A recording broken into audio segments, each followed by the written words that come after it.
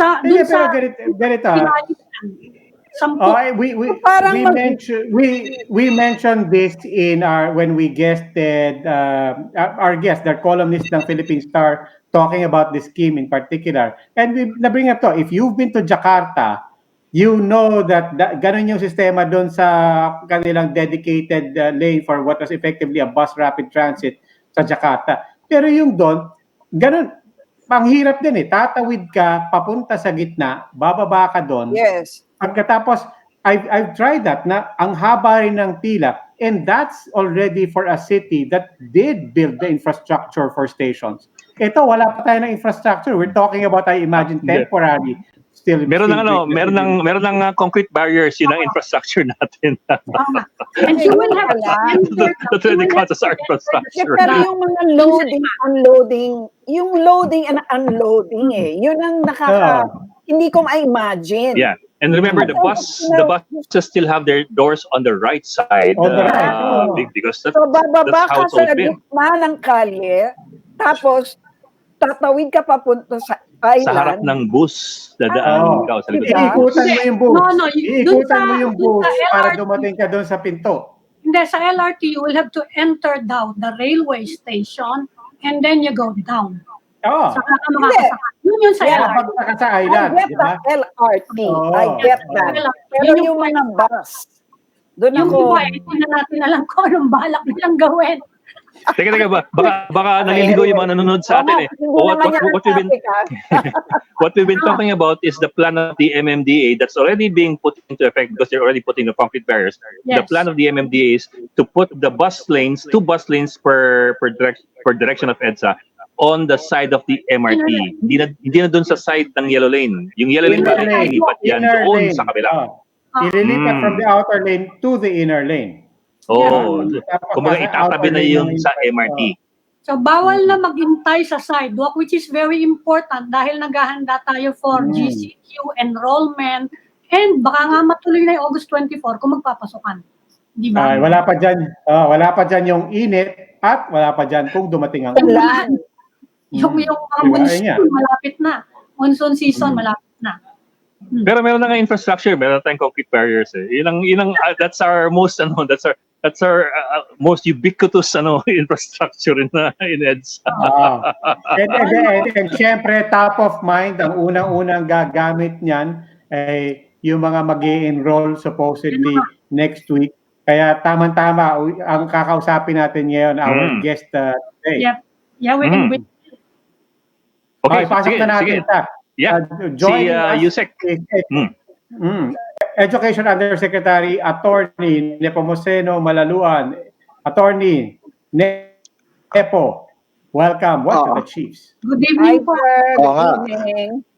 Parang new normal itong setup natin, no? Oo nga. Sige, Attorney. Sige, Attorney, kayo magpaliwanag kung paano kami sasakay ng bus. Hindi naman Attorney. Ang inaalala nyo yung enrollment. The basic question. Di ba? Let's start with the basic question. The most basic question ay walang lalabas na enrollment. Tuloy na talaga ang enrollment. Open na ang enrollment starting Monday. Yes, Monday ay mag-uumpisa yung ating enrollment. Pero nilabas namin kanina yung guidelines namin on enrollment at malinaw doon na ang face-to-face na enrollment ay last resort. And in fact, in the first 2 weeks, we have prohibited a face-to-face. It has to be remotely done. So walang bata o magulang na lalabas sa June 1 para magpa-enlist ng kanilang anak dito sa papasok na school year. Ang gagawin nila kung sila ay enrolled noong nakaraang taon ay maghihintay sila ng pag-contact sa kanila ng kanilang advisor of last year. Yung mga advisors na yan, kilala nila yung kanilang mga estudyante nung nakaraang school year. May kakayahan sila to contact them and they will contact them and confirm whether they will participate or enroll in the coming school year, at doon din ihahatid sa kanila whether online or through questioning by through question and answer by phone, na ma-answer nila yung enrollment form, at saka may survey form kami to know the situation of the learner in relation to yung aming mga distance learning or blended learning modality. So first 2 weeks, absolutely no face-to-face that will happen, and then we'll see what the result is, and then we will make the necessary adjustments along the way. We will see the uptake, and this will be one of the first litmus test of the learning continuity plan of the Department of Education. How many parents do you expect to actually contact during the first 2 weeks by phone or online? Well, you're talking about the number of advisors in all of the. We have 40,000 schools, multi-grade, multi-levels yan, from kindergarten to grade 12, and the teacher, an advisor usually has a class of 40, so they will have to start calling them, and we will see the day by day uptake, because we will be able to get the information from the field how the response have been, including yung tinawagan nila na nagsabi na ipagpapaliban muna nila ang pagpasok, o yung magsasabi na ipapa-enroll nila yung mga anak nila, at magsasagot sila dun sa enrollment survey form namin. So Usec, it's the school that will reach out to the kids and not the other way around. It is not the parents or the kids who will enroll. Basically it's the school that will enroll the kids. Yes, except there will be yung mga new entrants of yung gustong mag-kinder. But iwag na muna sila ngayong June 1. Mahaba naman yung itinakda natin. The whole month of June will be for enrollment.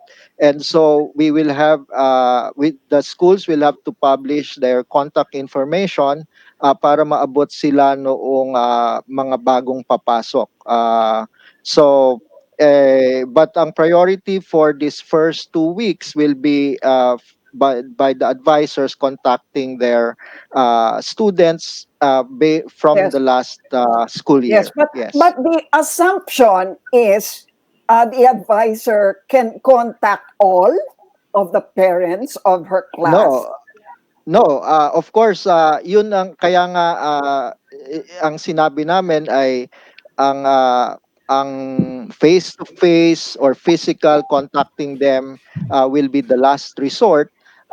So ibig sabihin kung meron diyan na nag-iba na yung telepono, o talagang dati pa na walang telephone, then those will be some things that we will have to strategize for the after the first week, for example, and that can only happen on the third week of the enrollment, where we will physically make arrangements either for them to pick up in the school the enrollment form, or kung may arrangement na mahatid sa kanila. You must take into consideration, ang iba dito ay halimbawa kung nasa isang rural area ka, ay ang community naman dyan ay malapit, magkakakilala. You know, you can bring it to the barangay, and then they can bring this to the homes of the learners. Some of these are relatives. So and then meron syempre mga urban areas like we have. So we cannot think and imagine it only from the way we imagine NCR.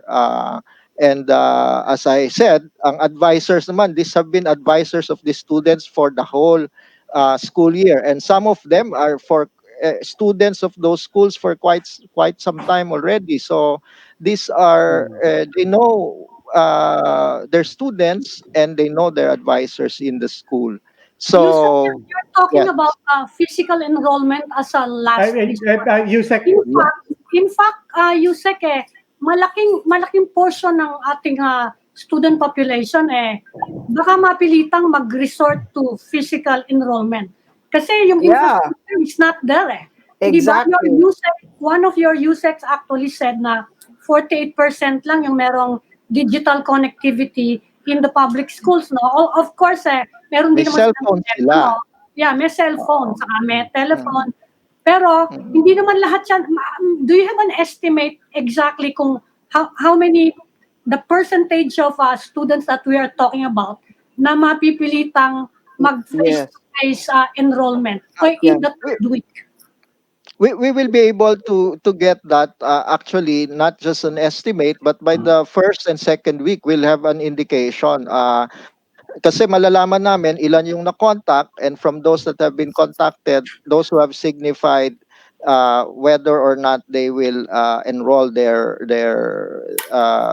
child in the school. So but syempre it is difficult to estimate now, but what we are banking on is, as I mentioned, for the rest of the school year, they do meet with their students, itong mga advisors na ito. Hindi naman ito nagko-communicate lang, especially at this time. The cell phone is an ubiquitous gadget for our households, even in the rural areas. And so it is a means of, or a way by which communication can be made. And as I mentioned, of course, in certain areas like yun na nga, kung mga dun sa rural areas, not so urbanized, ito yung mga communities that are, they are able to still communicate with each other, some partially physically, without the children having to go out of their homes. And hindi, so we are not foreseeing like an opening dun sa mall na bukas ay makikita nyo sa June 1 na ang daming mga magulang na pupunta sa eskwelahan, because we see this as the first litmus test of the learning continuity plan of DepEd, and we pull off an enrollment which is very basic. So we're ready for the challenge, if we can pull it off. Paano yung mga What will tutors, sir? be Go ahead, Robbie.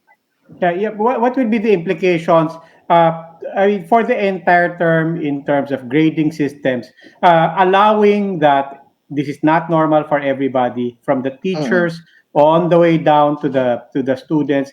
Will there be an adjusted grading system as well? Well, we have already. There are four aspects of the delivery of education. The first is the curriculum component, and we have already made adjustments to that. We have reduced the full K to 12 curriculum across learning areas and across grade levels from more than 14,000 learning competencies, reduced to, I think, a little over 5,800, or a 60% reduction of Wow. the full K to 12 curriculum into the most essential learning competencies. In other words, from that breadth of full K to 12 curriculum, we looked at where there may have been overlaps, redundancies. Kasi dati pa naman, ay nagkakaroon, kaya mabilis namin itong nagawa is the secretary has already ordered the curriculum review 2 years ago, and part of the findings is the congestion of the curriculum and so on. So we were able to streamline the full K to 12 curriculum into, as I mentioned, reduced by 60% into the most essential learning competency. So that's the first, the curriculum. The second is, how do you do the delivery of instruction? And so that's where we are preparing for blended learning and distance learning through printed modules or digital modules offline or online. And we are now exploring the need to complement this with education TV and radio-based instruction kung talagang Okay. kailangan. So Alright. that's the mode of delivery. Second. the third portion is, of course, the learning resources. And so we're busy now converting or supplementing learning resources that are ibig sabihin, designed to be used in classroom setting into one that can be used for self-learning modules. So we're busy with that now to be able to produce these self-learning modules in various formats. And finally, yung tinatanong ni Roby is the fourth component will of course have to be assessments, and there will have to be adjustments as stated. So may mga assessment tools in the formative and summative na kasama dun sa mga learning modules. And then we will also have to devise ways by which probably some summative assessments can be done Okay. uh, So between for some reason. So there will be changes in all four components in the context of distance learning. It's a major conversion of so, delivery of education. so Yusek, ang bigat ng trabaho ng mga guro. Sila na nga yung tatawag para dun sa survey. Sila pa yung gagawa nito. When are they going to be trained to do all of this? Kasi That ang is dami why nito, di ba?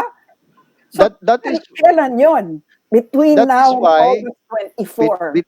between now and August 24, the trainings will come, and that is why also we are trying to give as much support. What the central office is giving them is the options as well as the support, and then the field through the regions, divisions, and schools will contextualize this to the conditions of the locality.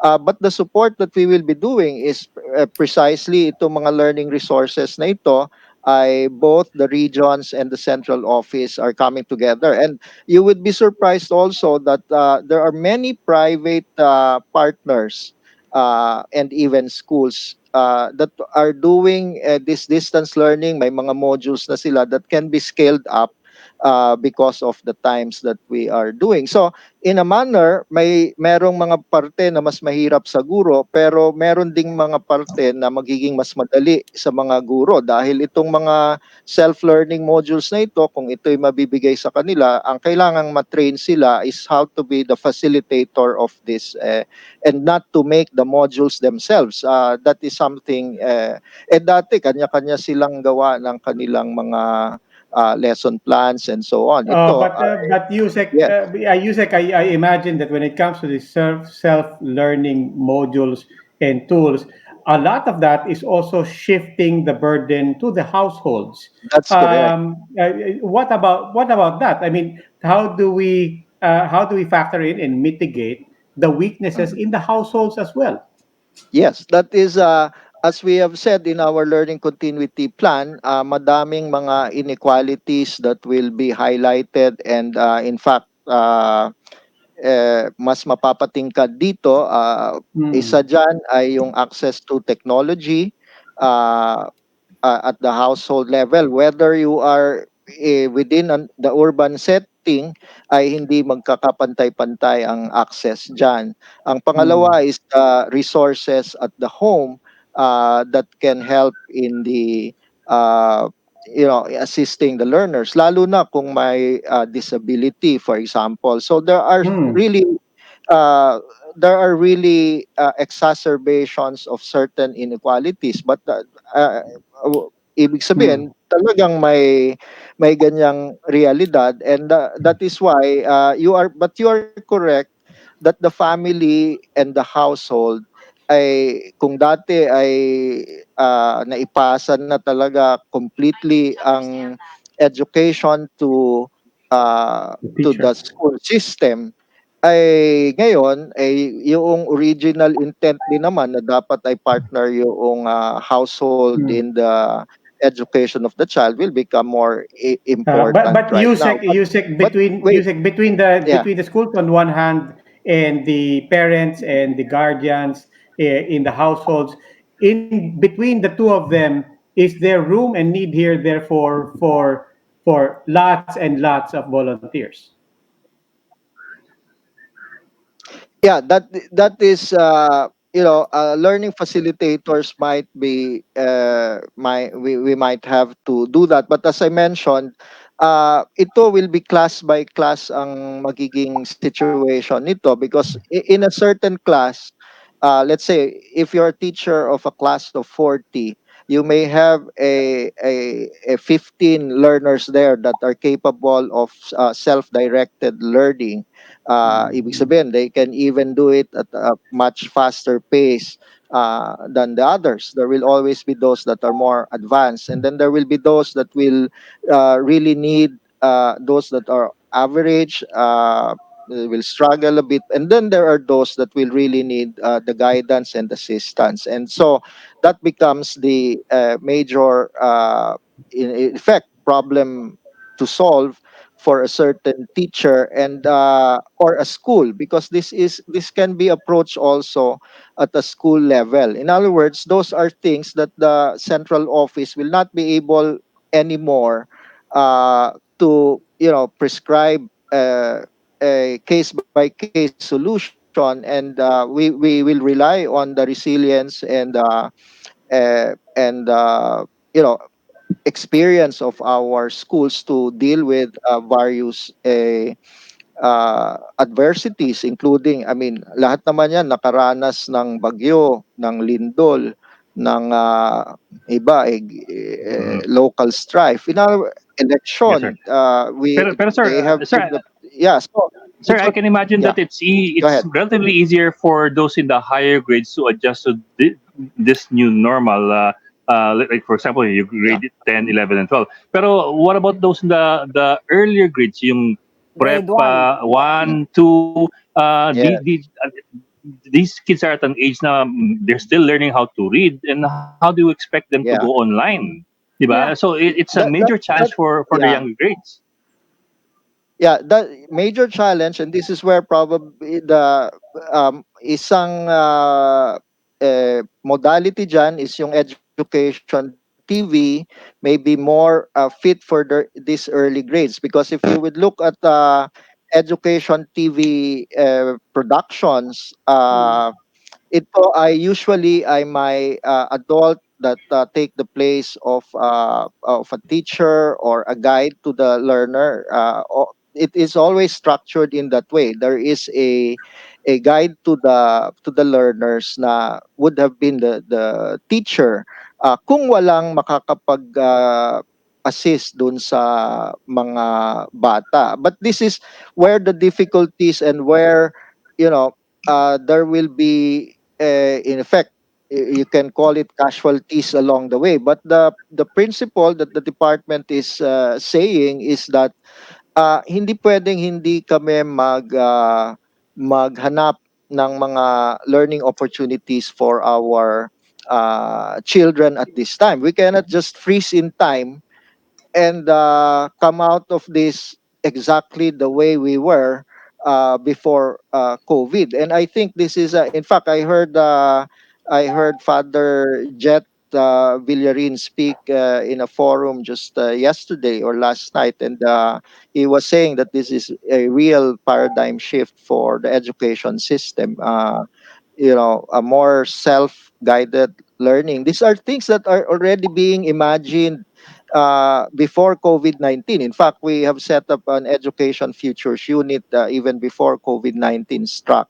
And so these are things that kahit dito sa, like for example, itong blended learning, this used to be a facet for the remote areas na nahihirapang pumasok yung mga bata. But now that is an issue also in Manila with respect to the traffic. So I think after this COVID-19, we will not go back in the education system to the way we used to do it because we have been compelled to do so. In the same manner that work is not going to go back to the way we're doing it. But can you imagine if we will not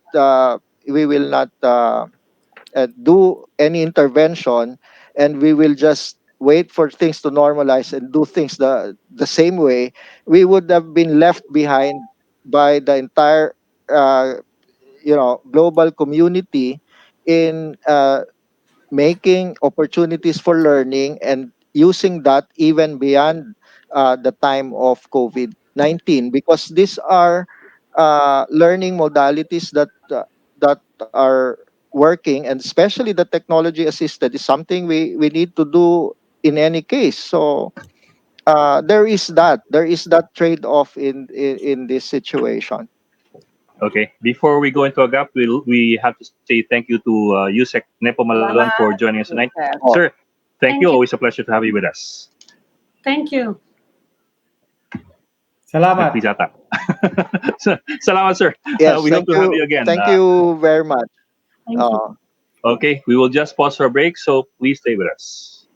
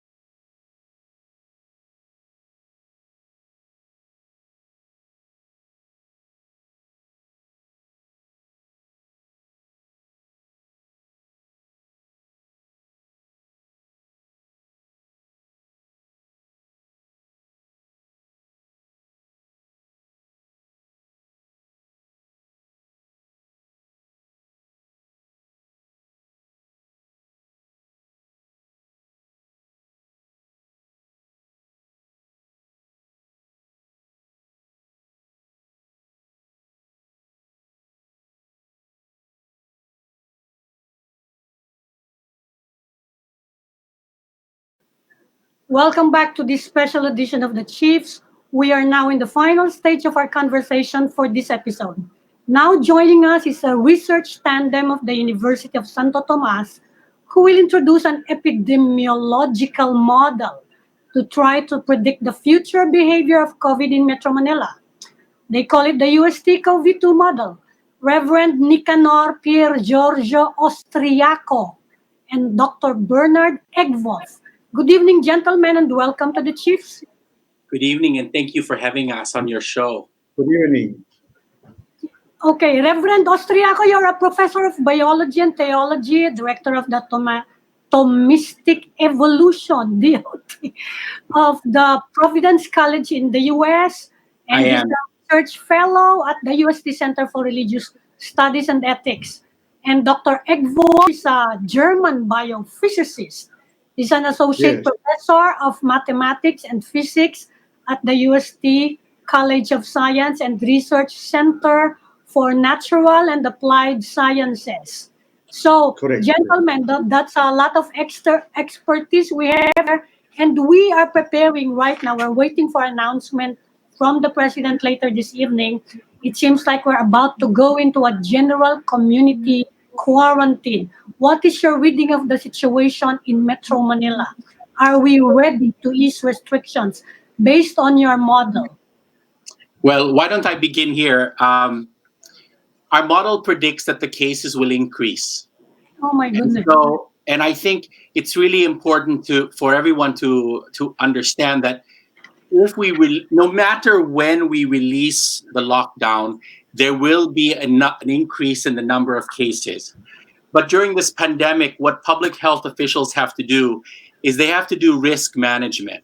And so if you're going to increase the risk of another surge in the pandemic, by releasing the ECQ or the modified ECQ here in Manila, then you have to compensate by increasing the testing and increasing the contact tracing so that you mitigate that risk. And so it's a matter of trying to find a balance so that we will be able to open safely. Dr. Egwolf, what is your biggest fear in case we start easing restrictions? The biggest fear is that the numbers go up and grow exponentially again. So that's why we really need to mitigate. So we need to set up teams who can trace people who are infected, and that we have enough testing available so that we can test everybody who was in contact with these people who were identified as positive. Okay, but Capacity now Doctor is Doctor enough. Reverend. Okay, go ahead. Yeah. So do you think that the present capacity of 32,000 is enough to do a mass testing in the midst of the lifting of the MECQ? So it's 32,000 in the country, and our work was basically in Metro Manila. And we're basically saying at a minimum, you need 15,000 in Metro Manila every day. Alone. Oh, okay. So And, that and also, one of the things is the testing has to be done alongside the contact tracing. So if you are going to have contact tracing, if you're going to find someone who is positive, you have 2 days, 48 hours to identify all of the people that that individual interacted with. And so the testing and the tracing together are there so that you can identify all of those people and put them into quarantine before they go off and infect everyone else. So if you ask, well, is there a minimum? There's a maximum. The question is, will it be able to work? And these numbers are numbers that are proposed by different groups throughout the world, especially in the United States. They're supposed to work, but we have to see if they work here in the Philippines. Yes, I mean, Dr. Egwolf and Dr. Reverend Austriaco, when we talk about, we mentioned two things. There's the testing, and then there is the contact tracing. When it comes to testing, it's easier for people to grasp capacity. It's almost a one-to-one relationship that they can imagine. The number of tests that we can carry out, that's the number that represents our capacity to test. But are there numbers that we can track that go to the indicator to our capacity to contact trace? That's a bit more nebulous concept for people. And yet we get the sense that this is going to become a more crucial component from here on. How do we measure our capacity for contact tracing, and where are we right now relative to the ideal? So I think most people in the United States will propose. Well, so basically, they say the following: a single person who is tested for as COVID positive, you have 2 days, 48 hours to identify all of that person's contacts. The best estimates suggest 10 people will have to work on that one case for 2 days in order to satisfactorily engage all the contacts. So if you have 200 cases in Metro Manila, then you just multiply that by 10, and you have to basically say, we need 2,000 people to track the 200 cases, and they're working nonstop for 48 hours to make sure that the viral transmission is broken. And so these numbers are ballpark figures, but we have to see how they work. How efficient is the contact tracing in the Philippines? In South Korea, they have a very established IT network in the country. They have some of the best bandwidth in the world, and so they have enormous capacity for TV monitoring.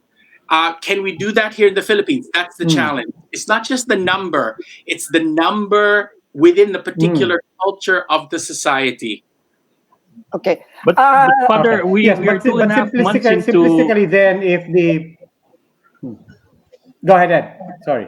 Go But ahead, Father, Ed. we are 2.5 months into this particular quarantine. Would 10 people be enough to trace all the people that one COVID positive patient has been in touch with for the past 2.5 to 3 months? No, I no, mean, is no, that no. even a realistic number? No. You only have to trace so the Yes. person is only infectious 2 days prior to the first time that person gets symptoms. So, for example, if I get symptoms today and I test positive today, a contact tracer only has to ask, who were the people I met in the last 48 hours? That's it. I do not have to trace 1 week in the past. I have to trace 2 days prior to when I first got symptoms. So you are only dealing with a few day window because and there was a study out recently, after 11 days, if you are asymptomatic, after 11 days, you stop shedding virus. So you are not infectious anymore. We are concerned primarily for that period when you are most infectious because we have to stop the spread of the virus. Okay, the UP study has disagreed with the recommendation of the Metro Manila mayors for the lifting of the quarantine, the MECQ. They think that it is a case of premature relaxation. Do you agree with that? Well, again, it's a matter of risk management. So in the United States, the basic standards for lifting the lockdown is 2 weeks of continuous decrease in cases, capacity in your hospitals, and then testing and tracing. The challenge we have in the Philippines is our data set from the DOH is not reliable. And I think Dr. Egwolf and I discovered that in the last few weeks when we are trying to get the data from the DOH. There are several thousand cases that are still out to be validated. I understand that the president has asked all the testing centers to complete their backlog of cases in the next day, which is why it's not surprising that all of a sudden, if you look at the COVID tracker, we have a huge spike of cases, positive cases, 539 today. Now, what is not clear is if it's 539 today or 539 because these are people who have been tested over the last few weeks, but only now are the results getting validated. So it's very hard to really know what is happening. Well, since we all know precisely that the turnaround time between testing and results is so long, we also know that there will be an artificial rise yet to come. And you have your projections for how exponential it will be. Would you recommend the lifting of ECQ now? Well, I think my view is, given what we have, are we ready to deal with potential spikes and clusters of cases, especially in Quezon City and Manila in the next 3 weeks? And that is the question you have to pose to the public health authorities, right? Because they are the ones who actually who are on the ground. And I have heard, again, I'm not part of the official conversation, and I've heard that there are efforts to rank the risk of the barangays in Metro Manila so that certain barangays will be actually on ECQ while the rest will be modified. So you see, even there, that sort of approach to lifting the modified ECQ will moderate and mitigate the risk.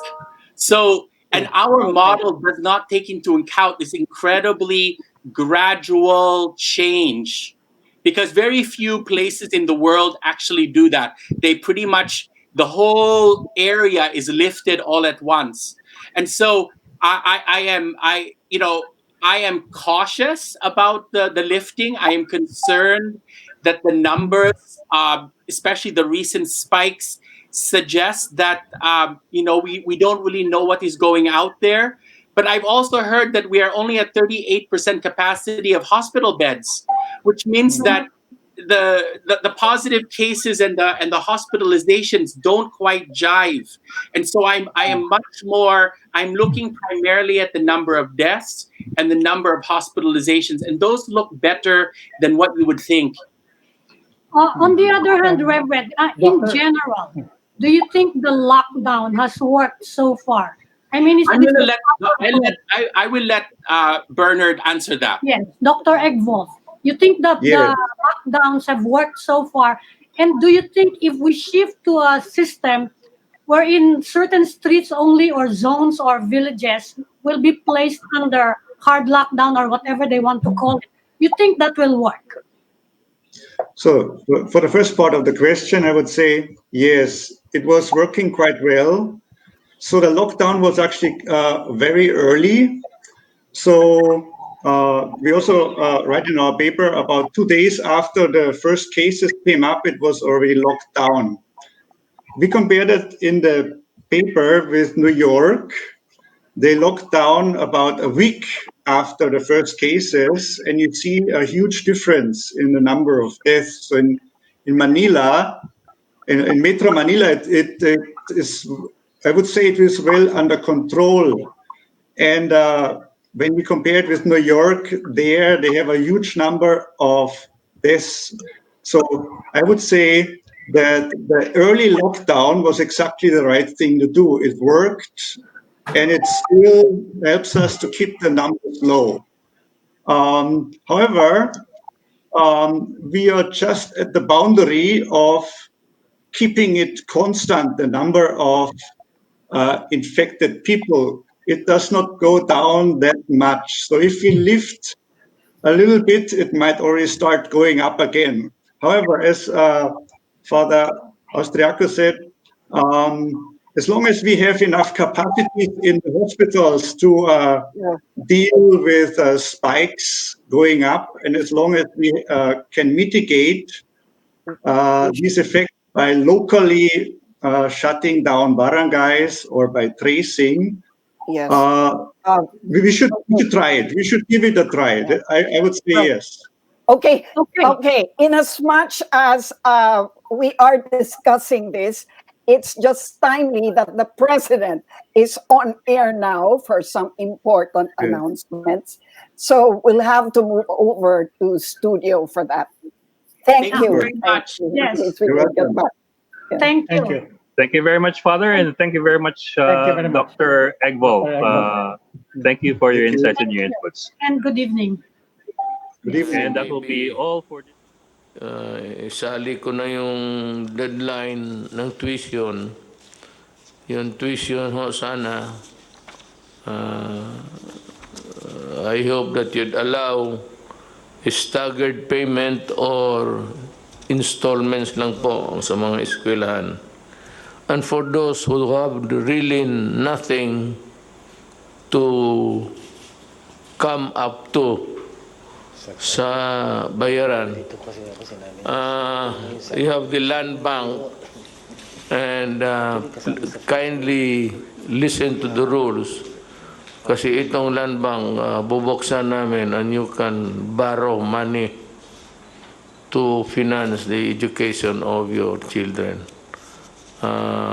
Lahat ito, pupunta ito sa talagang negative. Meaning to say that we are hard-pressed in our finances, but we have to place the premium of education. So that this would be another round of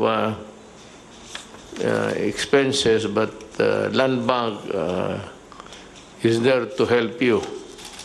And dito po ako interesado. I want the development of this endeavor of the land bank to help. Gusto ko malaman na matutupad talaga. So maybe I will require a report every day of how it goes, how it would present itself to the public once it is available. And you know, the NCR will now be placed under the General Community Quarantine, or the JCQ, starting June 1. Davao City will remain JCQ rather. And the other areas are JCQ, ano itong ating task force, the regions that would remain under GCQ will be regions 2, 3, 4A, and Pangasinan, Albay.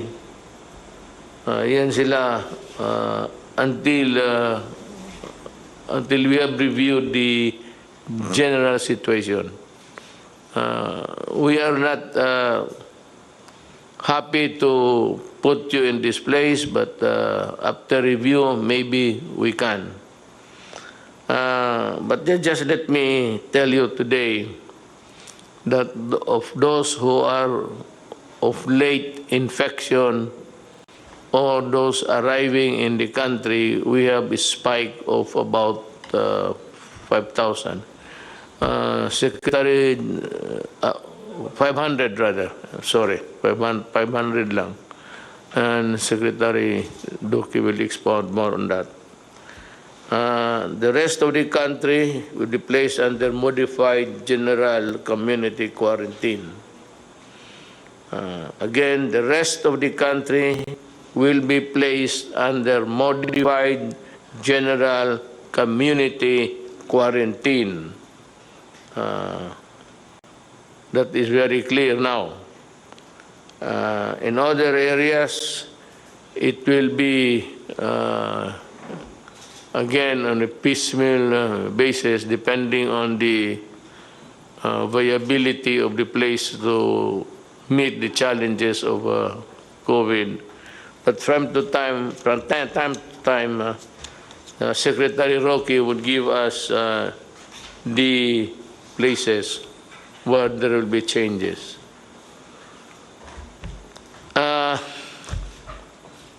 The opening of the airports. I have asked Secretary Tugadi, and he will have his time later, to explain what are his plans. We would like to know, sabay-sabay tayo. Then dito sa assistance ng OFW, we are coordinating with every government agency to help them.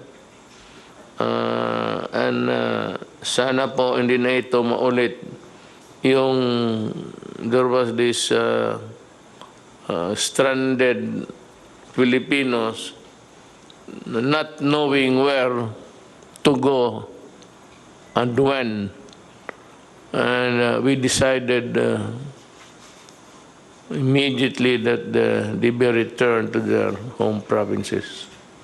Nangyari po ito, halos sa kanila nakauwi na. But we are expecting the 300,000 something that Secretary Bellew has communicated to us. And that would be also a problem again. But this time, we should know what to do. It's a matter of calibrating every arrival and maybe sending immediately, if possible, the overseas workers coming in first. Unless, of course, they are detained because of they are sick of COVID. I mean, sick, talagang kailangan ng ospital.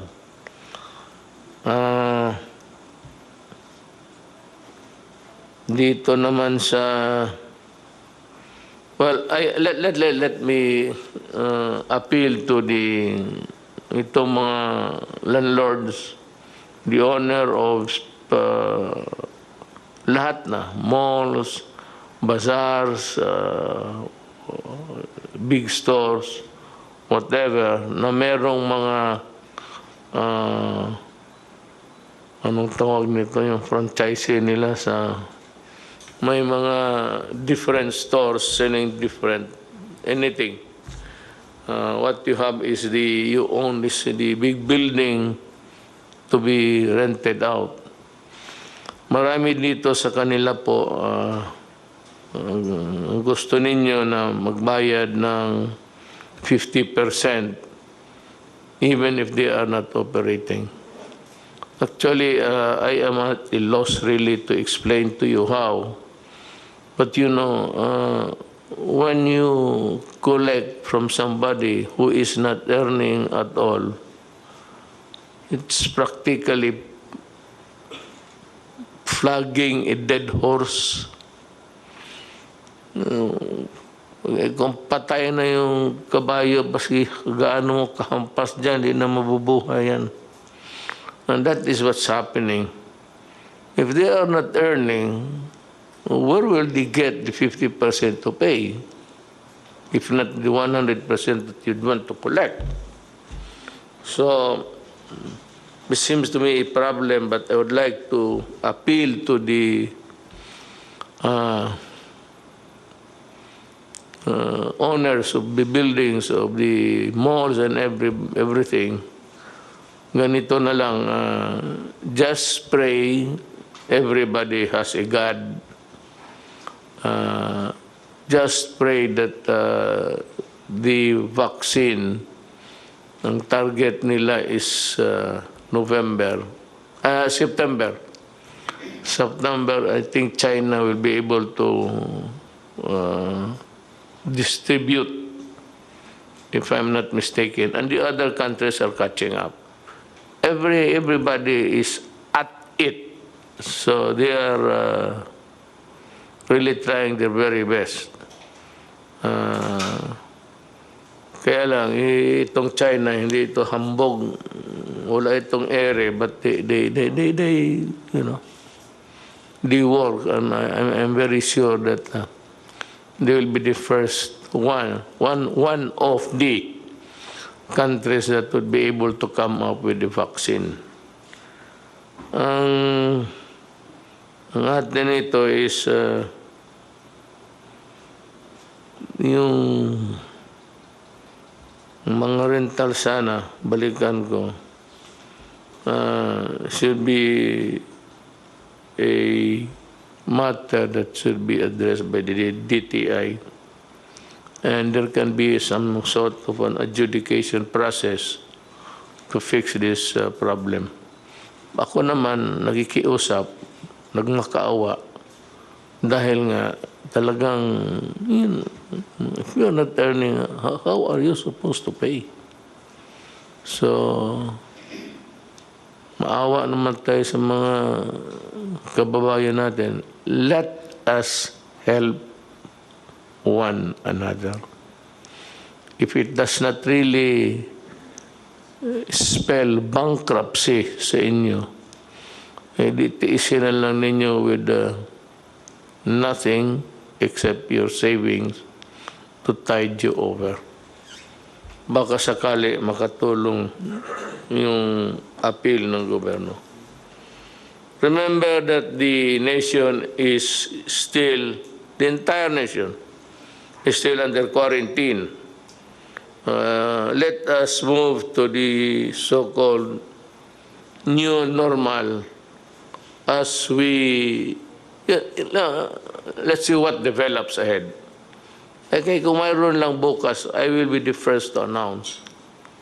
But, alam mo, remember, the COVID microbes are still in the air that you breathe, that you pass on to your fellow men if you are not ready or willing to wear the mask.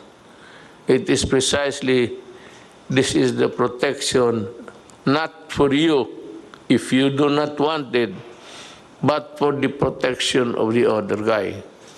And that is why the state has every right to control your movement if you pass on a contagion to the other to the population. Kasi kung ikaw lang ang gusto, ayaw mo, And there are people who are like that. Ayaw nila. And they believe that they have the antibodies to fight the coronavirus. So, the virus is there. Tapos gusto mong labanan, bahala ka. But for you to pass that virus, if you get it from one place and from another person and pass it to the other guy, that's different. That is where the right of the state comes in. So that to prevent a mass contagion, gusto namin putulin kung saan namin maputol to stop it. That is the reason of the essence of the police power of the state, to come up with measures to protect public interest, public health, public safety, lahat. Nandiyan yan. Case of peace and order, magkagulo, the state comes in. Yung may contagion and everybody is dying, falling, kasali yan. Public interest, if say, uncontrolled movement, or baski people trying to seize other people's property, or things like just being into a state of anarchy. The state has the right to come in and put a stop on it. That is the survival of the Republic of the Philippines. This is a country of Filipinos who obey the laws. If you do not obey the law, that's your problem. Bahala ka. Good kung makasibat ka. Kung hindi ka makasibat, ay pasensya ka. And that goes for everybody. That should be made clear. Hindi kasi ng tao na they take for granted violating the law. Now we would start a program. We start with Secretary Briones, because I think that's the foremost in the minds of people. Go ahead, ma'am. Let the cameras be trained to... Thank you, Mr. President. My statement will be very short.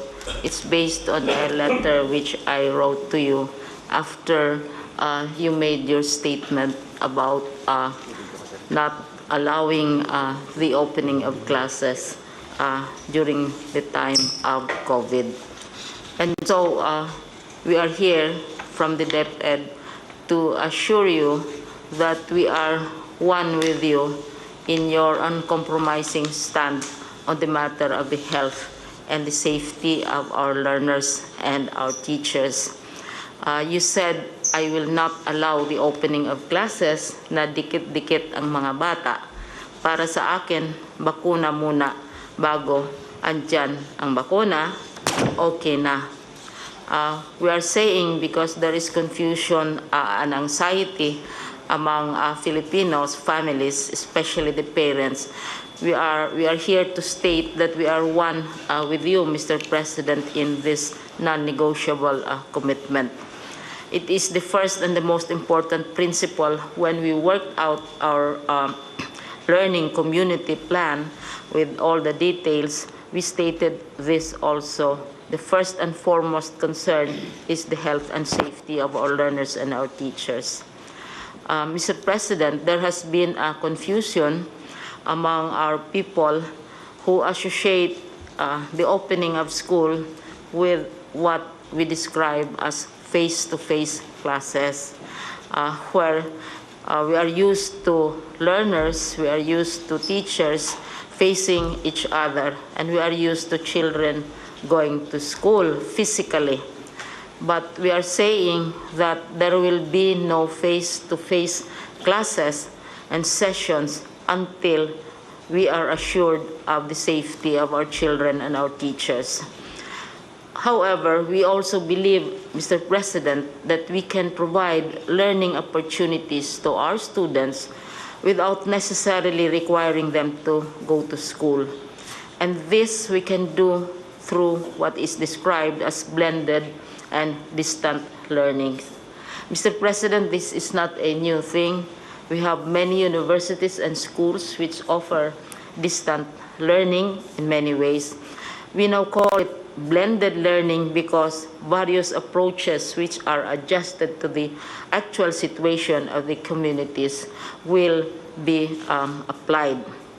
But these are all, Mr. President, consistent with your preference that we should not be physically sending our children to school until it's safe to do so.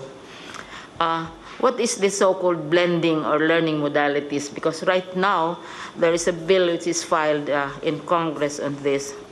One, for those who don't have connections, who don't have interactive facilities, there will be what we describe as printed material, which will be delivered to the homes of the students through the barangays, can be picked up also by their parents at designated places within coordinated schedules. We'll be working very closely with the barangays and the local governments. And the second approach is now very popular, Mr. President. This is the online learning platform, and we in DepEd, we have what we describe as DepEd Commons. Right now, we already have over 7 million subscribers, wherein lessons, homework, quizzes, tips to learners and to teachers are all in the DepEd Commons and are accessible even to the parents. So we have instances, Mr. President, of parents who are abroad and who are monitoring what is happening to their children.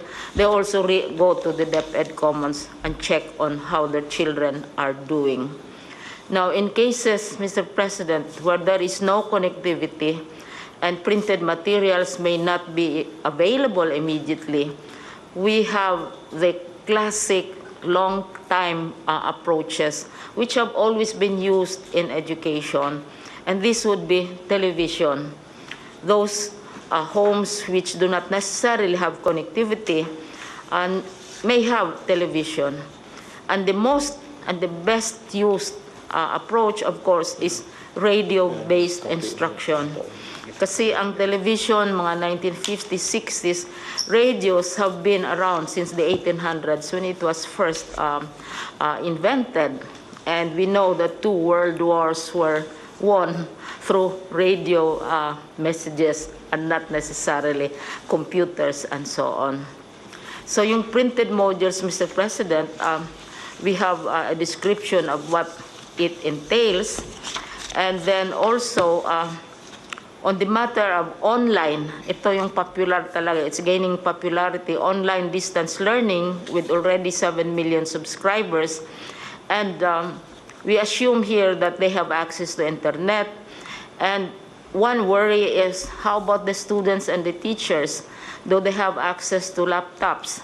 We made a survey, Mr. President, of teachers, more than about 788,000 of them, to find out whether they have laptops or desktops in their homes.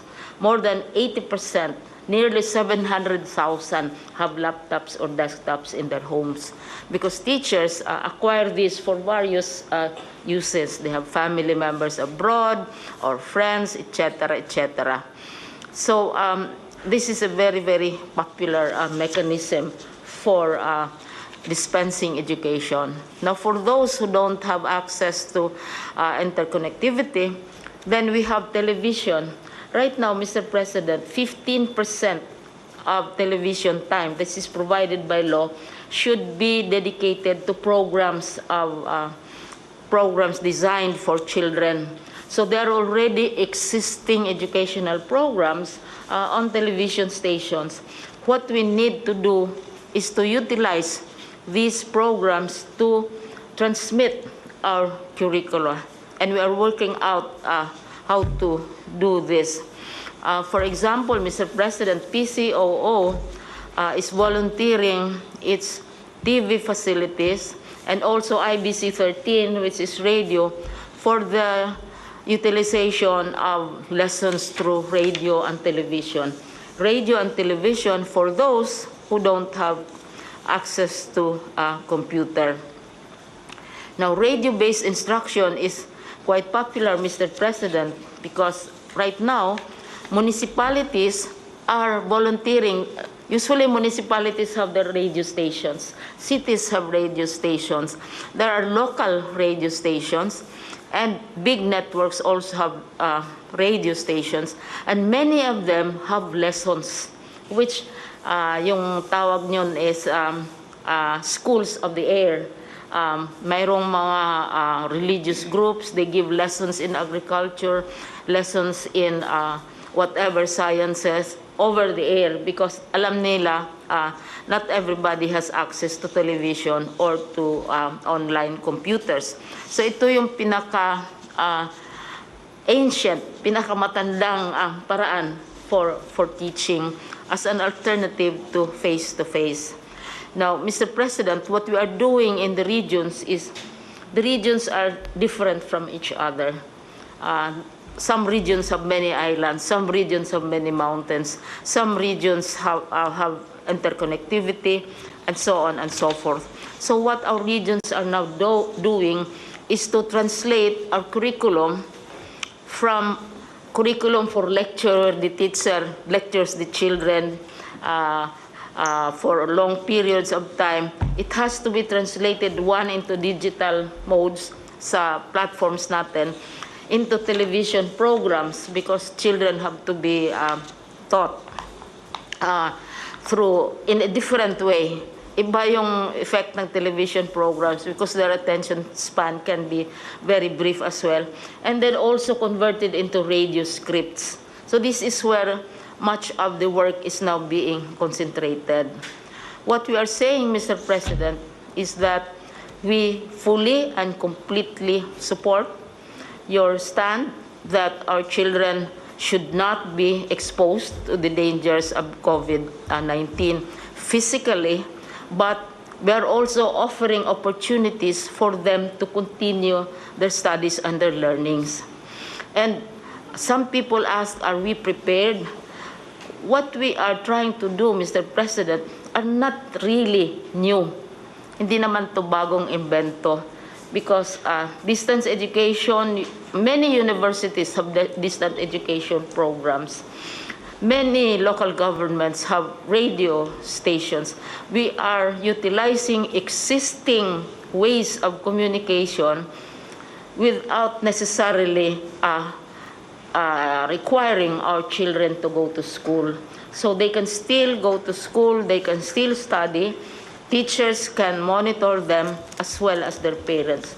So ito yung namin, Mr. President, which we would like to share with you, and we seek your approval of our alternative ways of learning, which are already existing right now. And these are being done by many schools, but this time, mas malaki ang emphasis because we are now shifting to less physical, face-to-face classes. But education will continue, Mr. President. Thank you. I'm impressed with the simplicity of the program, and I believe that all that you have said is really feasible. Radio, walang television, and all of these things. I believe we have a very workable program, and I support you. Thank you. And should you require any help from any of the departments, feel free to communicate with them. And with a question of funding, I will, so to speak, scrape the bottom of the barrel. Just to, well, kung wala na tayong pera, edukaran lang ilaglan natin sa edukasyon sa mga bata. We will have to forgo many things along the way because of what happened. But education, I think, if it is compromised, it should be negligible, so that it should go on, because the future of this country depends on how we educate our young people nowadays.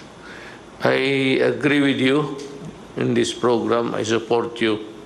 And if there's anything that we can do, the ALG and or whatever, we will Thank you very much, Mr. President. endeavor to help you. Thank you. So, with that, we're through with education. I would just like to announce to the public, as of today, we have a total number of COVID cases of 15,588. Now, the recoveries, 92 new ones, with a total of something like 3,598 to date. Ang patay po is 921. So you would see that Philippines has ratio and proportion vis-a-vis with the population. We have a low rate of mortality here in this country. The total active cases is 11,069. So, in CR is top-notcher, which is 330 or 61%.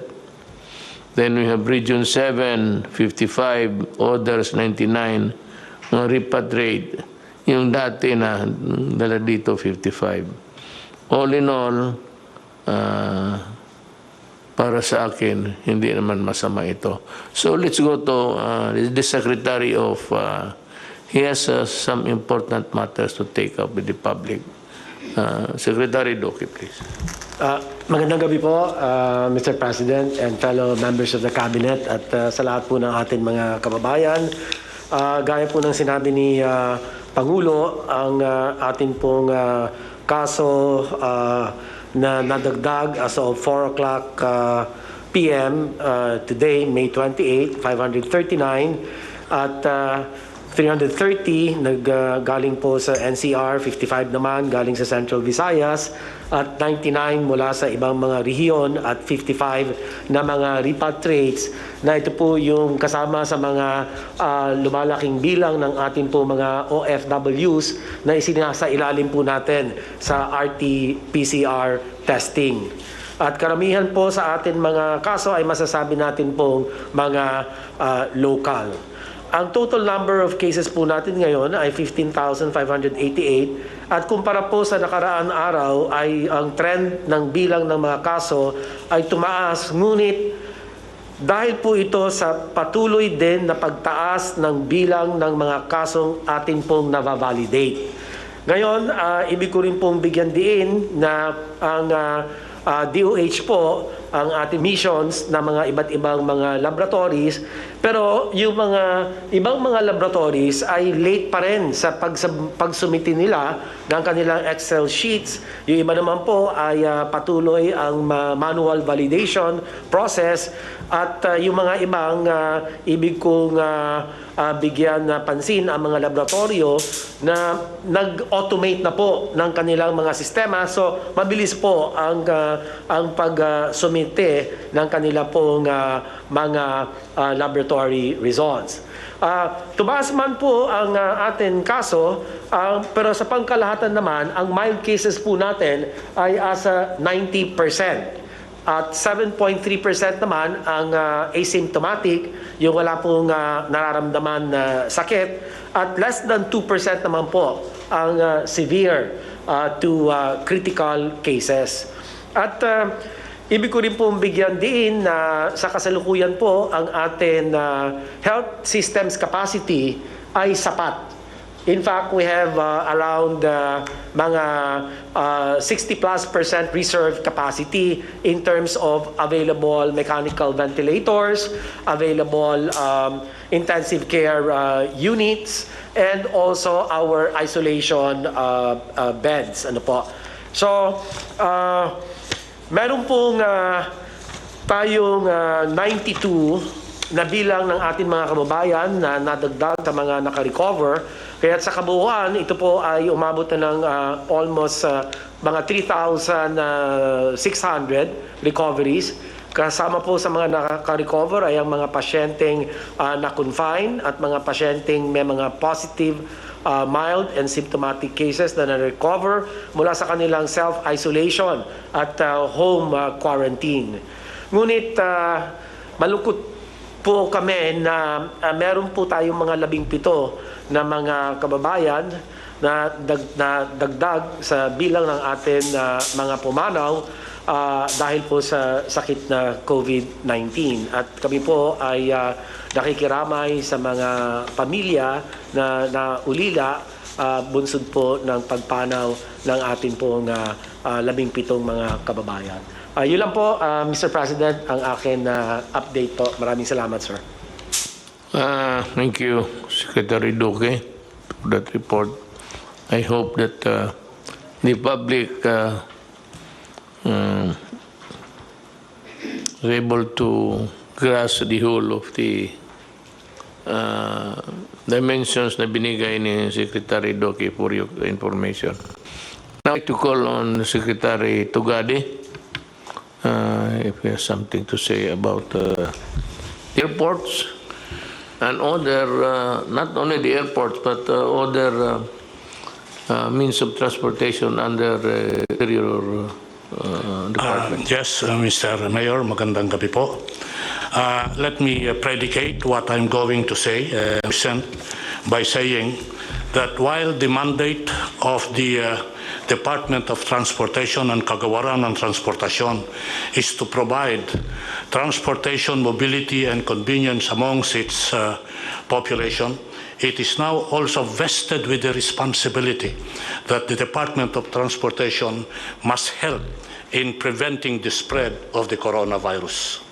This having been said, the approach of the Department of Transportation is partial, gradual and calculated, and more importantly, by phases. Kaya nga ba't kung ang tatanungin, ano yung gagawin ng Department of Transportation in transitioning from MECQ to GCQ? Allow me to state and addressing immediately the query of the Mayor in saying, ano mangyayari sa mga paliparan sa mga airport? Ganito po yung polisiya na gusto naming mangyari sa paliparan at airport. Una po, ngayon ho concentrated yung international landing and takeoff doon po sa NAIA 1, Terminal 1, 2, 3, and 4. Ang gagawin po namin once we transition from MECQ to GCQ is to expand the international aviation gateways to include Clark, Cebu, and Davao. Mahalaga hong sasabihin namin na as we expand the international gateways, aviation gateways, kaakibat ho nito yung plano namin magtayo ng mga test laboratories. Meron na hong matatapos na laboratory testing sa Clark, meron na hong matatapos sa Cebu. Ito po, pag nagawa ito, mahalaga ho ito. Kasi kung darating ho yung mga pasahero from international sa mga primary gateways na ito, kailangan ho yung testing facilities nandoon. Kaya nagkakapit bisig ho kami sa Department of Health saka sa Red Cross na kung saan mapadali yung accreditation ng mga laboratories na to. Mahalaga ho na sabihin na while we put up the testing laboratories, there are already accredited hospitals which can do the testing in Clark and in Cebu. Kaya nga ho, kung wala pa yung accreditation ng Red Cross or ng DOH, pwede na hong gamitin yung mga paliparan na to. Hangarin po namin na kung sa pag-umpisa ng transition from MCQ to GCQ, hangarin po namin na every 1 or 2 weeks dagdagan yung international gateways para mapasama yung Zamboanga, Iloilo, Bacolod, and Bohol. Mahalaga ho ito kasi this is one way of decongesting what is happening right now at NAIA Terminal 1, 2, 3, and 4 and putting it in the provinces and region. Bear in mind that we are an archipelago and therefore it is imperative that we spread the aviation centrum of operations to other parts of the country, other parts of the region. Kaya nga ho gagamitin ito. Ngayon, ito po yung international. Kaakibat ho nung international ay yung domestic operation. Iaalaw po namin na magkaroon ng domestic air operation doon po sa GCQ to GCQ. Mahalaga ho ito pagkat gaya ng sinabi ko, tayo ho ay isang archipelago. Kaya nga ba kung magkakaroon tayo ng operasyon sa Mindanao at Bisaya, hindi ho natin ililimit na magmula at magsimula sa Central Luzon yan. Meron na hong Visayas and Mindanao. And we will start what I call, Mr. President, Mayor, Sir, yung tinatawag namin na hub and spoke operation. HUBSPOKE, na kung saan, kung darating yung mga malalaking sasakyan sa mga probinsya, magkakaroon ho ng domestic operation yan. In other words, gusto ho natin na magkaroon na ng hubbing operation sa mga probinsya at region natin nang sa ganon, ma-spread yung aviation potentials at maitanim yung punla para sa tinatawag natin not only of domestic mobility but more importantly and so yung domestic tourism. Ito po, Mayor, ang general approach sa aviation. Kung papayagan po ako ng ating mahal na alkalde, presidente, magsabi lang ho ako ng ibang mga pamaraan at panuntunan na gagawin sa ibang transportation sector, kagaya ng tren, ng road, at ng maritime, kung papayagan po ng ating Pangulo. Sasabihin ko ho, kung tayo magta-transition from MECQ to GCQ, on the first day that we transition and it's put into effect, we can already put into operation our train and rails operation. Habang nag-uusap po tayo ngayon, nagsisimula ang ating mga tao sa rails at railways na kung saan sinisimulate nila kung paano maumpisa to. Sabihin ko na lang ho, namarkahan na yung bawat upuan, namarkahan na yung bawat ali, namarkahan na yung pagbili ng ticket, namarkahan na yung queuing. Handa na ho ito. Pag sinabing Lunes, handa ho kami sa Lunes. Bagamat sasabihin ko antemano, huwag i-expect na yung operation ng tren is 100%. As I said, we have to balance our mandate to provide transportation with our responsibility to help in the spread of the virus. Therefore, the capacity will also be limited, gradual, and calculated. It will be an average of 10 to 12% sa LRT at MRT. Doon sa PNR ho, ang capacity mga 35%. Ngayon ho, para maayos ito, sabihin ko na lang ho, part of the future efforts here, ito po ang sasabihin ko. Matatapos na ho namin yung pagpalit ng release ng tren sa MRT3 by September of this year. Ano ho ang ibig sabihin nito? Ang ibig hong sabihin nito na pag umandar na yung MRT3 sa kabuuan ng kanyang pagdagusdos at maayos na yung tren, yung average headway ho natin na 5 minutes, mababawasan ho yan. Yung kilometers per hour travel time na ngayon 30 kilometers per hour, by December ho, Mr. President, target po namin na yung speed magiging 60 kilometers per hour kasi nabago na yung release ng tren. Mababalik po ito sa dati na kung saan sabi natin, eto na yung MRT3. Bakit importante yung release? Importante yung release sa katren pagkat kasi ho, Mr. President, massive ho ang pasahero nito kumpara sa modernized jeepney, sa Grab, sa taxi, mas madami ho dito. Kaya concentrated ho kami dyan.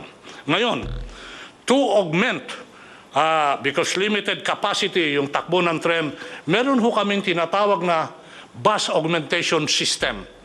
Yung bus augmentation system, ganito po yon, in generic terms. Ikakasaho namin yung operation ng tren with a bus operation following the same line. Para nang sa ganon, ma-achieve natin more or less yung tinatawag na volume of passengers that move. Ngayon ho, mag-i-introduce ho kami ng bagong pamaraan. Ito hong bus augmentation system ay magkakaroon ng tinatawag na dedicated lane sa EDSA, mid lane.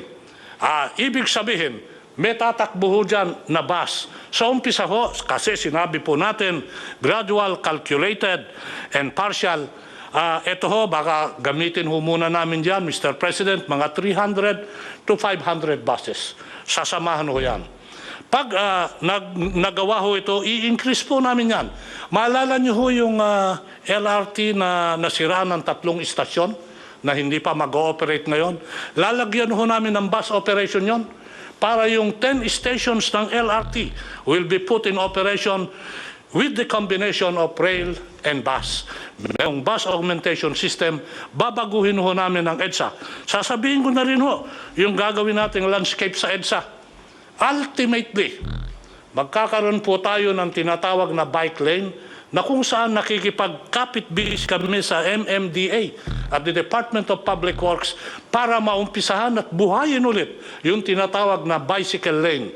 Pag ito ho na-prove sa aming eksperimento na kaya, gagawin ho namin yung istrukturang permanent.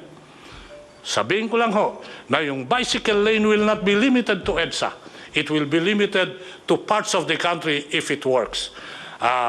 Ngayon ho, ang component ho ng road sector, kung o-operated mo yung road sector, ano naman ang mag-ooperate sa kalsada? Nasabi ko na ho, yung bus augmentation system. Ma-ooperate ho yung P2P, point to point. Wala hong stop yan. Ibig sabihin, itong P2P, sasama sa dedicated lane, sa agos ng dedicated lane. Nandiyan dyan po, yung tinatawag natin na yung Grab sa taxi, pwede hong mag-operate yan. Sabihin ko na lang ho, Mr. President, alam niyo ho ba na uumpisahan natin part of the new normal? Magkakaroon ho tayo ng digitalized operation sa taxi, sa bus, na kung saan merong cashless transaction, again, to help prevent the spread of the disease. Ito na ho yung mga card system. Ginagawa ho at gagawin ho namin sa taxi at sa mga modernized jeepney at sa bus yan.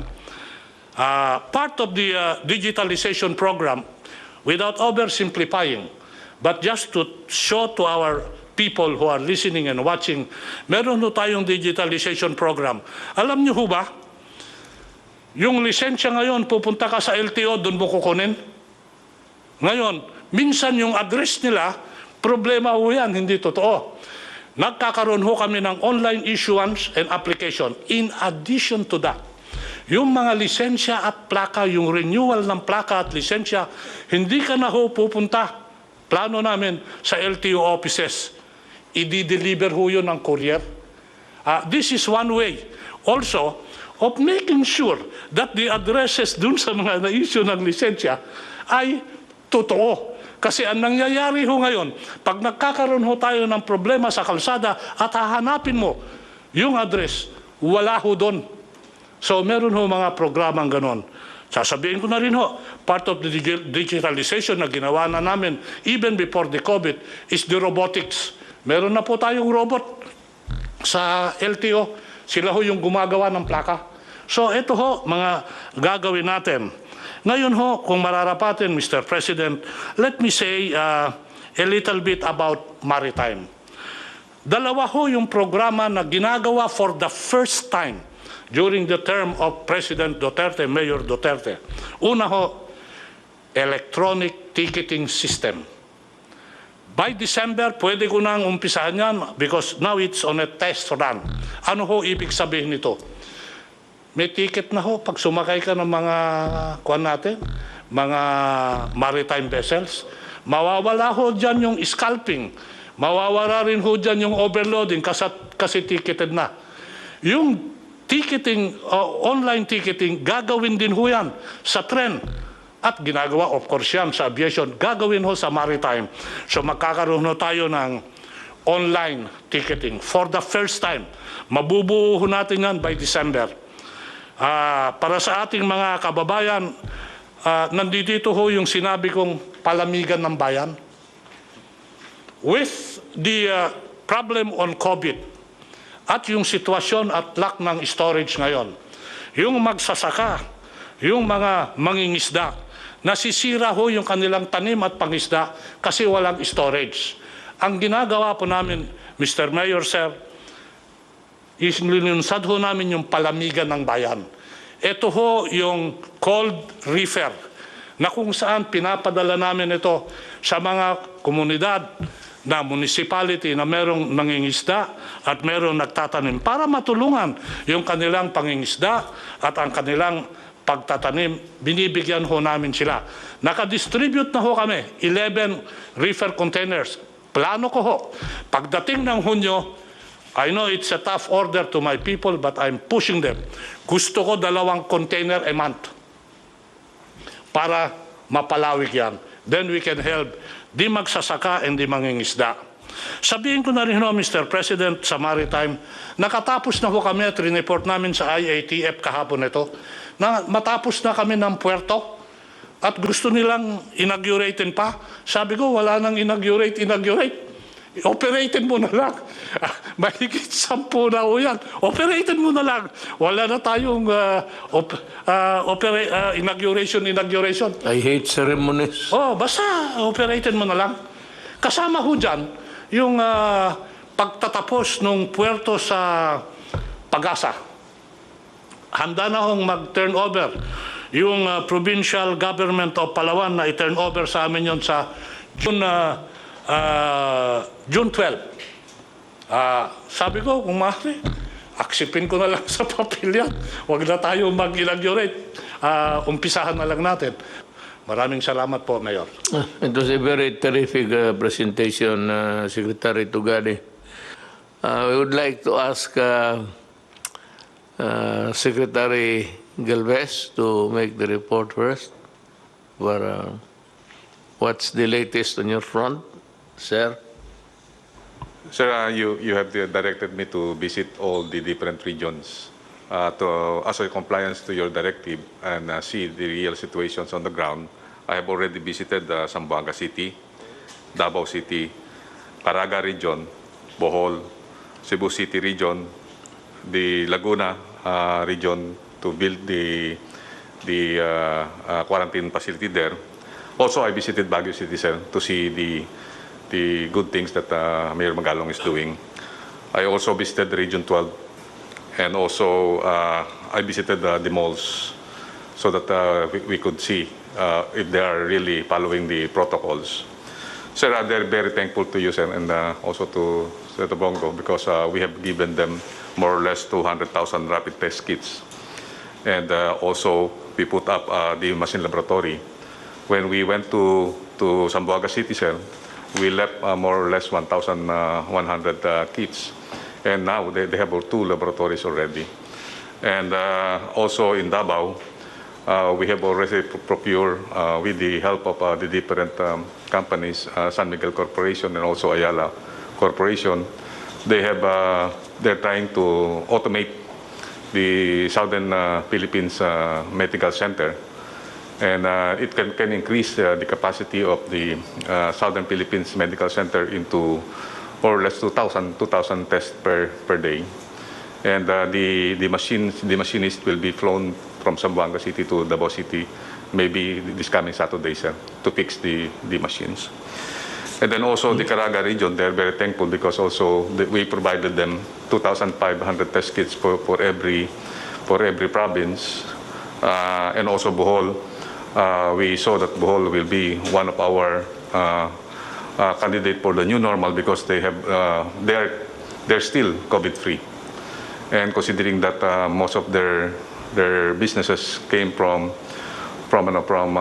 tourism, we are planning that we will have a preparations for local tourism this coming June and July, and then they may be opening up. If the situations improves, they will open up tourism again in Bohol, and they're very thankful that we have given them hope that Bohol will be our model for the new normal. And also in Baguio City, sir, we visited Baguio City, and the Baguio City, sir, is very sprawling right now.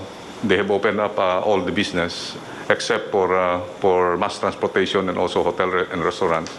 But I talked to General Magalong last night, and if the IATF will approve that they will be at MGCQ, they will open up some of its restaurants for dining, and also they will open up local tourism in Baguio City. And then during my visit on the malls, we saw that the people is really very mindful of the pronouncement of the president. As of this moment, when we saw the malls, we thought that there are many people there, but more or less 10 to 20% of the mall capacity is parang pa rin, sir, parang takot pa rin ng tao, sir, na magpunta ng malls. So majority, nakita namin, sir, mga 20 to 30 opening pa lang, sir, ng mga malls. Ang marami lang matao is yung sa supermarket, but those who open, nakikita namin, sir, sir, medyo merong pa rin natawag nating precautions. But I believe when I talk to the administrator of the malls, they are very happy that the president, the government has given them the hope that there will be an opening, and considering that NCR will be GGCU'd, they're very happy. Sir, I also visited Cebu City. We met with Secretary Dino, and they are doing good. Though the figures that we saw is medyo tumataas po yung kanilang cases. But we saw that it is in Cebu that they conducted expanded testing. They conducted 32,000 testing, and with the rapid test, and also more or less 16 to 20,000 PCR tests. And they say that they are prepared for the GCQ, considering that when we met all the businessmen there, and they're very happy that we visited them, and they are preparing for the opening of business because they already lost a lot during the CQ. Mr. President, for all those LGUs and businessmen that we have visited, they are very thankful that the government is giving them the support, especially when we go there. We brought PPEs, protective personal equipment for the health workers, and also we provided test kits, including rapid test kits, and also we brought all along with us with the PCR equipment. That's all, Mr. President, and I would like to convey the gratitude of our local government officials and businessmen for the visit.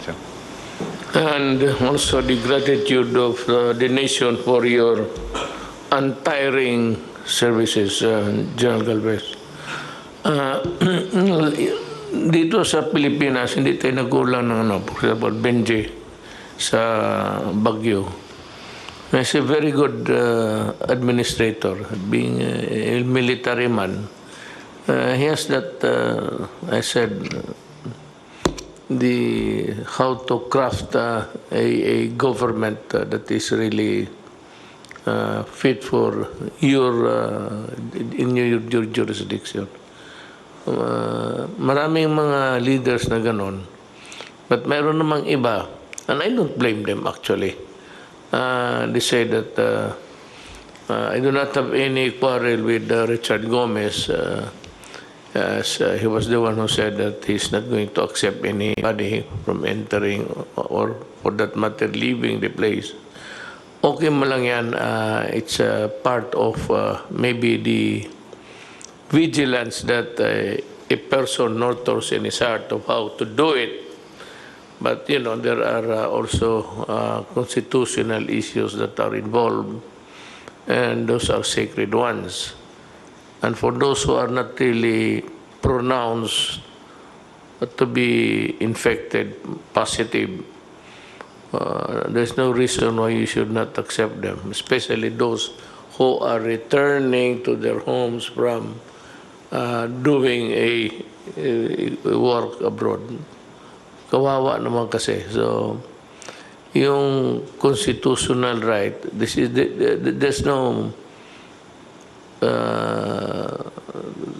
there's no really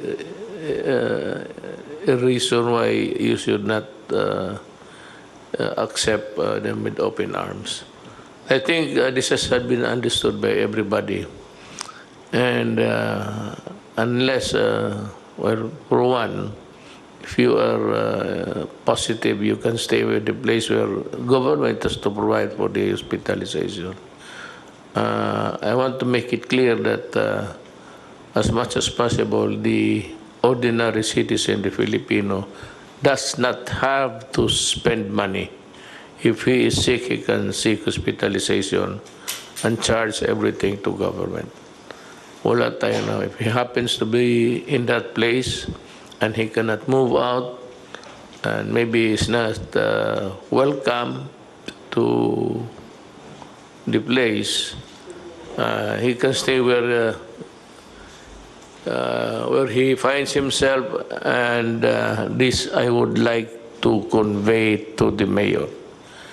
Help anyone, not even Filipinos, foreigners, who are in your place and who go to you or who goes to the municipal building, the seat of governance of your municipality to seek help. You should expedite the hospitalization. Tulungan ninyo yung mga Pilipino. Total, I will pay for the expenses. Walang problema yan. You just sign a whatever document there. I will pay for the hospitalization of any Filipino who finds himself in a strange place and he has nowhere to go.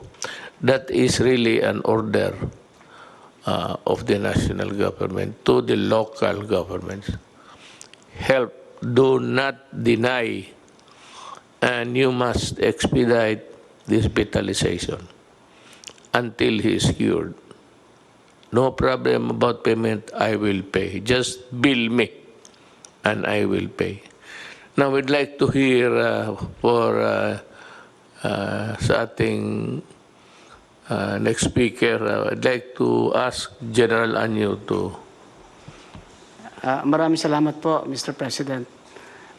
First of all, kung merong isang positive po na nadala ang COVID crisis na to ay sa larangan ng peace and order. Mula po nung panahon bago mag-lockdown, mula January 5 hanggang March 16, 11,004 criminal cases po ang lumitaw or crimes. Pero mula po nung nag-lockdown tayo from March 17 to May 27, bumaba po yung ating crimes ng 4,479. 60% po ang naibaba sa tinatawag nating mga crimes, sa 8 focus crimes. So ito po ay magandang development sa larangan ng peace and order. Pati rin po sa Bureau of Fire Protection, ang ulat nila, kung ikukumpara po yung period mula January hanggang May, sa period po ngayong 2020, from 11,236 fire incidents, bumaba po ng 10,698, 5% po. At sa mga namatay sa sunog, from 283 to 162, 43% down din po ang ating mga casualties mula sa fire. At sa ating mga violators naman po ng quarantine, 184,000 po, 467 ang nakaroon ng mga violations at 54% po ay naaresto. Ang iba naman dito, katulad ng 9% ay binigyan lang ng warning at ang 37% naman ay pinagmulta. Tuloy-tuloy rin po ang pagbamatay natin sa lahat ng peace and order. Sa atin po namang repatriation ng OFWs, ang lahat po ng ating LGUs ay tumatanggap na po ng mga OFWs katulad po ng inyong instruction. Kung noong una po ay merong alanganin sapagkat hindi sila sigurado kung ito ay pwede pang makapanghawa, so nagkaroon po kami ng kasunduan sa lahat ng LGUs, mayors at governors na lahat po ito ay tatanggapin at pwede na lang sila mag-impose ng additional home quarantine At kung talagang ang bahay ay masikip, pwede po sa isolation facilities sa mga barangays para abot tanaw na rin yung ating mga OFWs ng kanilang mga pamilya. So sa inyo pong kautusan ay matatapos po natin hanggang Sabado na maiuwi lahat. Ang natitira na lamang po ay 11,889 pero ang karamihan po ito ay nakabook na yung kanilang mga biyahe hanggang Sabado. At ang naiwan na lang ay 6,468 na kaya po nating matapos ito hanggang weekend. Sa atin pong pagbabago mula MEGCQ papuntang DCQ areas at iba naman pong LGUs ay magiging MGCQ, handang-handa na rin po yung ating mga LGUs sa pagpapatupad kasama yung ating mga kapulisan. Magkakaroon din po kami ng mga pagbabago katulad ng modified checkpoints ang ating patutupad. Meron po tayong mga mobile at spot checkpoints at ito ay nandito sa mga strategic location para hindi magkabuol-buol ang trapiko. At magiging mahigpit pa rin tayo sa mga provincial borders. Within the province po ay hindi na kailangan yung ini-issue ng mga barangay quarantine pass. Travel pass na lang po para sa pagdaan niya from one from one province to another o kaya ay from one region to another, ay makikita po natin na may kabuluhan talaga ang nagbibiyahe at hindi siya nagbibiyahe lang para sa leisure lang. Patuloy din po yung pag-inspection natin kasama ang DTI at DOLE sa iba't ibang mga business establishment para masigurado na ipinatutupad yung ating tinatawag na minimum health standards, lalong-lalo na po yung pagsusuot ng face mask, yung physical distancing, at yung pagsunod po na may limit ang kapasidad sa pagtanggap ng mga customer sa loob ng mga shop at mga mall. Sa atin naman pong SAP distribution, nakahanda na rin po tayo sa second tranche at iniintay lang po natin ang pagbaba ng mga pondo galing sa DSWD sapagkat ang gagamitin nila ngayon ay automated payment. Base po sa mga SAC form na na-submit noong unang first tranche, mas mabilis po ito sapagkat mga pag-automated payment na iwasan na rin yung pagkukumpul-kumpulan at doon sa lugar na malalayo naman po ay manual pa rin pero katulong na po ang Armed Forces at saka Philippine National Police. Yung 5 milyong additional po ay kinukumpleto natin yung mga pangalan. Sa ngayon po ay nasa 3,818,608 names na po yung nakukuha natin at ito yung mga priority na makatanggap sa second tranche. So handang-handa po ang ating LGUs at ang ating mga kapulisan para sa pagpapatupad ng bagong inyong idineklara na mga classification. Bilang tulong din po sa ating DOTR, yung binanggit po ni Secretary Tugade, na gusto natin na ang bicycle po ang maging isang pangunahing pamamaraan ng transportasyon. Kaya nagpababa rin po ako ng memo sa ating mga LGUs na yung lahat ng mga major thoroughfares ay magdugtong-dugtong, magkaroon ng bicycle lanes para ito po ay ating ikampanya na gamitin ng ating mga kababayan bilang pangunahing transportasyon, lalo na kung malalapit lang naman yung mga opisinang pinapasokan at mga lugar na pinupuntahan. Yan lang po, Mr. President. At ready na po kami para sa pagpapatupad ng bagong mga deklarasyon ninyo sa classification ng iba't ibang lugar sa Pilipinas. Thank you po. Yes, thank you, General Anyo. Alam niyo, if you heard him correctly, I was talking about enforcement and the role of the police. I repeat, there is no martial law in the Philippines. Far from it. We are exercising the power of the state to protect public health. That is all there is to it.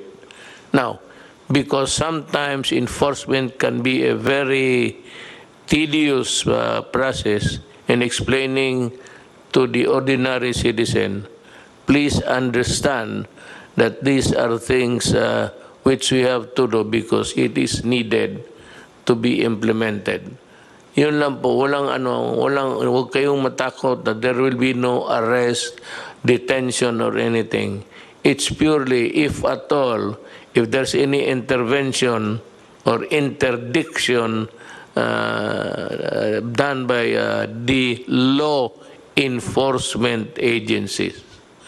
Pati yung military, the role is just to implement the law. They are called upon to assist the civil government. Yan lang ang trabaho na. At makita ninyo, we are progressing at a very fast rate because we were able to put in place the rules to be followed when COVID came in like a storm from the outside. Now, for our last speaker, I'd like to just give the floor to General Lorenzana. Maraming salamat, Ginoong Presidente. Ito po ay dagdag lang sa mga ulat nila General Galvez at saka General Anyo tungkol dito sa mga ginagawa natin sa mga OFWs. Yung pong utos ninyong magpa-uwi tayo ng mga 24,000 OFWs na nasa Manila, ay natupad po. Saka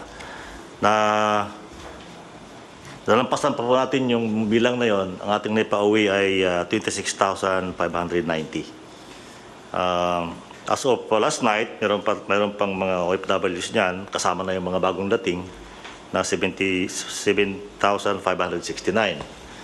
Ngayong araw na ito, umuwi na yung 3,597. Meron pang titirang 3,972 na pwede na makakauwi nitong linggong ito. Mr. President, yung ating sistema ay naayos na natin. Medyo nagkabuhol-buhol ng una dahil marami tayong mga salubong na problema. Pero naayos na po natin ito dahil pinag-isa-isa natin, kipag-unayan kami sa DOTR, sa DILG, at saka sa DOLE, dahil lahat po ng mga ahensya na yan ay may pakialam sa OFWs. Mula ngayon hanggang katapusan ng Hunyo, sabi ni Secretary Bello ay may darating na 40,000 na OFWs. We can assure you that okay na yan, maayos na natin yan. And we ang target po namin ay hindi magtatagal na 4 na araw yung mga OFW rito at makakauwi na sila. Ngayon, kung matutuloy yung balak ni Secretary Tugadi na bubuksan niya yung mga ibang international gateway, ay pwede na nating idiretso yung mga mga OFW sa darating at saka seafarers, yung pong nagtatrabaho sa barko, at doon na sila mag-testing. At least malapit na sila sa mga pamilya nila, hindi na sila malulungkot kung sila nadadalaw ng pamilya nila kung naka-quarantine man sila. Pero ang balak po rito ay pag dumating po yung OFW, i-testing sa PCR at mag-quarantine sila ng 3 araw. Paglabas po ng resulta ng test, kung sila ay negative, iuwi na po. Yun lang positive ang maiiwan. Kung gano'n pong gagawin natin ay mapapadali po yung trabaho ng lahat at mapapadali rin yung pag-uwi ng mga OFW sa kanilang mga bahay. Yun lang po, Mr. Presidente. Salamat, General Lorenzana. Alam mo, as you see, if you listen very carefully sa mga pinag-usapan naman dito, it's all geared towards a governance to take care of the citizens' republic. Lahat ho namin ginagawa at wag ho kayong maniwala. Ako na yung nagsasabi sa inyo. Yung mga test na yung sabi nila yung they unfairly drag the name of Secretary Duque. Hindi ho totoo yun. Ang nagbili noon, ang budget, pati yung Office of the President mismo, sinadya ko yun para madali. Tinanggal ko nga doon kasi overwork na ang Health Department. Ginawa ko yun para mabilis. Itong mga bidder na ito who offered a lower price never participated in the bidding. At ngayon yung matapos na, yun ang nagreklamo, offering a lower price, hoping that you would ignore the bidding and go for their price. Ito yung mga gago na ito, when they were first approached, mahal. Ngayon, may bidding, hindi sila sumali. And suddenly after that, and may I inform the Senator Drilon and Ping Lacson and everybody, ganon ang nangyari. We will have a report coming your way, and that is the stand of the Office of the President. Kami ho ang nag-utos niyan na dito na sa budget para pag-release ng pera madali, diretso na. It so happened that we have some talagang mga bullshit na tao at kayo pa maniniwala kaagad, you better wait for the official report, at least for respeto. A little respect coming from the Office of the President kasi sinadya ko yan. Right at the beginning, you must have heard, sinabi ko, itong pera na ito at binigay ng Congress, wag na wag ninyong gamitin. I said, I even used the word, do not fuck with it. Kasi sabi ko, emergency ito. Itong mga bidding, for as long as we are in a democracy, at sinasabi ko na nga ho sa inyo, tanggalin ninyo yung lowest bid. The lowest bid is the culprit of all corruption, be it national or local. Tanggalin ninyo yan, maghanap kayo ng ibang paraan. Kasi yung bidding na yan, people go around just to make money without really the things that they want to participate in a bid which is non-existent insofar as they are concerned. They are using yung mga cornering of contracts tapos go into a bidding. And we can explain that carefully. Ito si Senator Drilon, sabi niya, I want where the money went. Well, you will have the explanation. And better believe it because yun ang totoo. Hindi naman kami nabubula. I said, we do not, nabi ko, do not fuck with the people's money, with more reason that we will not fuck with the money that are given. Thank you.